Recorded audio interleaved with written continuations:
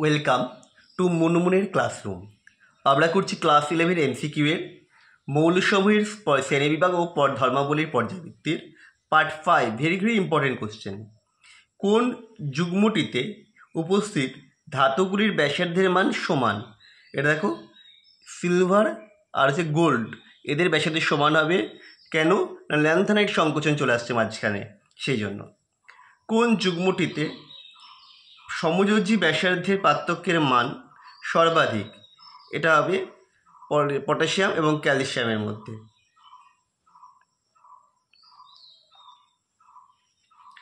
কোন ক্ষেত্রে জালক শক্তি, কারণ মাঝখানে দেখবে ডি চলে আসবে এগুলোর ক্ষেত্রে, সেই জন্য। কোন ক্ষেত্রে জালক শক্তির মান সর্বাধিক? যেটা সর্বাধিক আয়নে তার জালক শক্তির মান সর্বাধিক, এটা হবে NaF, সোডিয়াম ফ্লোরাইড।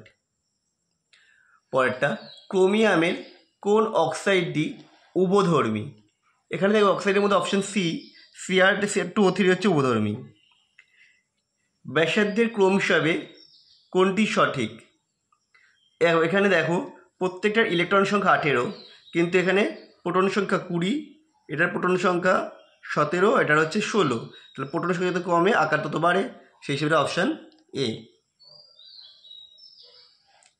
তারপরে 15 থেকে গ্রুপের মৌলগুলি আচ্ছা 15 থেকে 17 নম্বর গ্রুপের প্রথম সদস্য মৌলগুলির হাইড্রাইড মানে অ্যামোনিয়া, জল এবং HF গলনাঙ্ক স্ফুটনাঙ্কের মান অস্বাভাবিক বেশি কেন?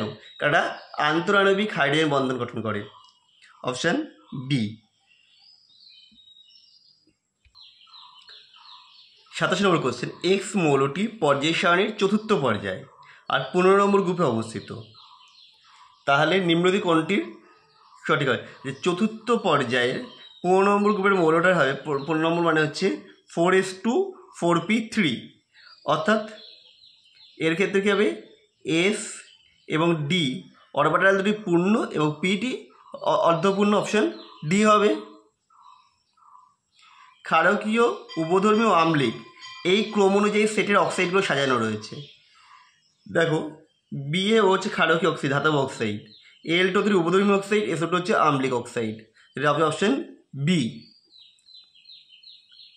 তারপরে আয়নায়ন শক্তি সম্পর্কিত নিচের কোন উদ্ধৃতিটি সঠিক?